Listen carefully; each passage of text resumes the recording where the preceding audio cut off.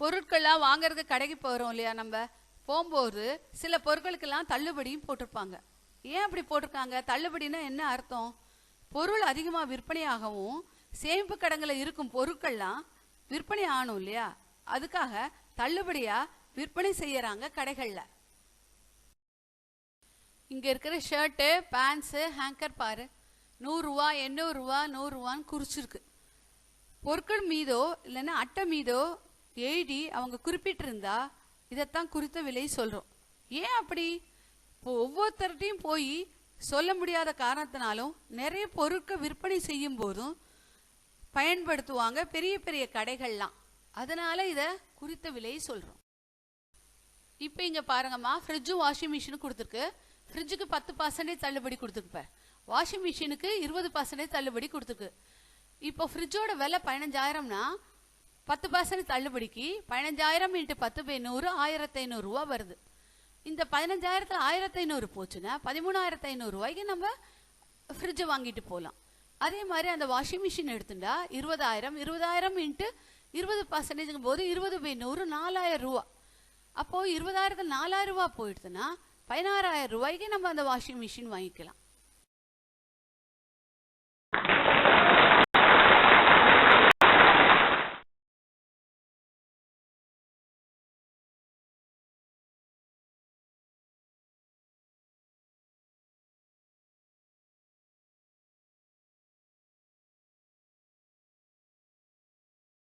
இந்த கொஸ்டின்ல பொருளோட பெயர் புத்தகம், குறித்த விலை 225, விற்பனை விலை கேட்குறாங்க, தள்ளுபடி சதவீதம் 8% கொடுத்துருக்காங்க. இந்த 3ல் குறித்த விலை தள்ளுபடினா என்னன்றதை நம்ம பார்த்துட்டோம். விற்பனை விலைன்னா என்ன அர்த்தம்? ஒரு பொருளை வச்சிருக்காங்க கடையில், அந்த பொருளுக்கு சில லாபம் அவங்க எதிர்பார்த்து தான் நமக்கு விற்பாங்க, அதைத்தான் விற்பனை விலை. இல்லைன்னா அவங்க குறித்து ஒரு அட்டையிலையோ அந்த பொருள் மேலேயோ குறித்து ஒரு விலை வச்சுருந்தாங்கன்னா, புத்தகத்திலேயே அந்த விலையை குறித்து வச்சுருந்தாங்கன்னா அதுக்கு தள்ளுபடி கொடுத்து அது மூலம் நமக்கு விற்கிறாங்க பார்த்தியா, அதை தான் விற்பனை விலைன்னு சொல்லுவோம். இல்லைன்னா இப்போது விற்ற விலை = குறித்த விலை × 100 - தள்ளுபடி % / 100. இந்த 3ல் 2 கொடுத்தாலே இந்த ஃபார்முலா தான். விற்ற விலை தெரியுமா? தெரியாது. இடது பக்கமே தெரியாது. வலது பக்கத்தில் குறித்த விலை தான் 225 × 100 - தள்ளுபடி 8 / 100.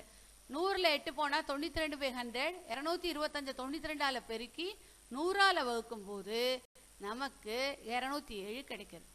புரியுதா?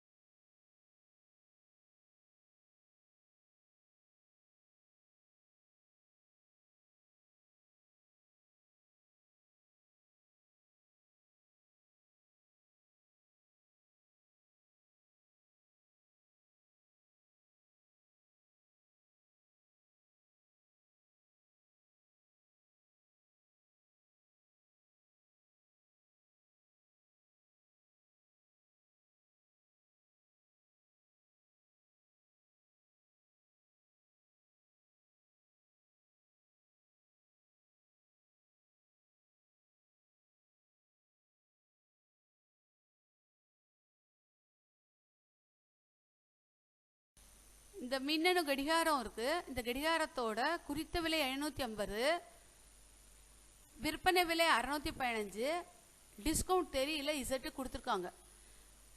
இந்த விற்பனை விலை, குறித்த விலை, அடுத்து டிஸ்கவுண்ட் இருந்தாலே 3 இருந்து 2 வேணும்னாலே இந்த ஃபார்முலா தான் யூஸ் பண்ணுறோம். அதில் விற்பனை விலை 615 போட்டுரும், குறித்த விலை 750 × 100 - தள்ளுபடி இசட்டுக்கு X% நம்ம வச்சுருக்கோம் / 100. அப்போது இந்த 750/100 × X% ஆனது 100ல் கழிச்சு வச்சுருக்கோம். இப்போ இந்த 750/100 ஈக்குவலுக்கு லெஃப்ட் சைட் போகும்போது 100/750 × ஏற்கனவே இருந்த 615 பெருக்கி அது = 100 - Z ஆகுது. அப்போது 615 100ஆல் பெருக்கி 750ஆல் வகுக்கும்போது 82 கிடைக்கிறது. 100 - Z வேணும்னா 100ல் 82 கழிச்சா 18% தான். டிஸ்கவுண்ட்க்கும் போது % முக்கியம், 18% தான் டிஸ்கவுண்ட்.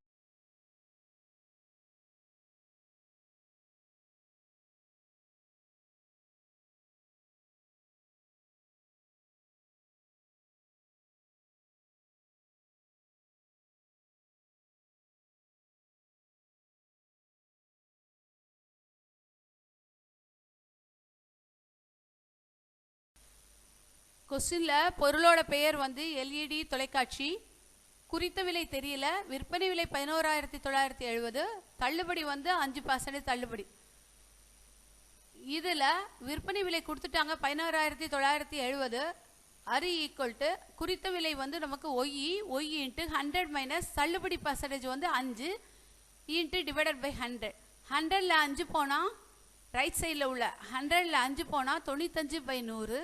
அது ஈக்குவலுக்கு அந்த சைடு லெஃப்ட் சைடு வரும்போது 11,970 ஏற்கனவே இருக்குது இன்ட்டு 95/100 வந்து 100/95 ஈக்குவல் டு ஒய் ஆறுது. அப்போ 16,970 95ல் வகுத்தா 126 தரம் போகிறது. 126 இன்ட்டு 100 12,600 ரூபா தான் ஒய் தான் குறித்த விலை. இந்த 12,600 ரூபான்னு குறித்து வச்சு 5% தள்ளுபடினால 11,970 ரூபாய்க்கு இந்த எல்இடி தொலைக்காட்சியை விற்கிறாங்கன்னு அர்த்தம்.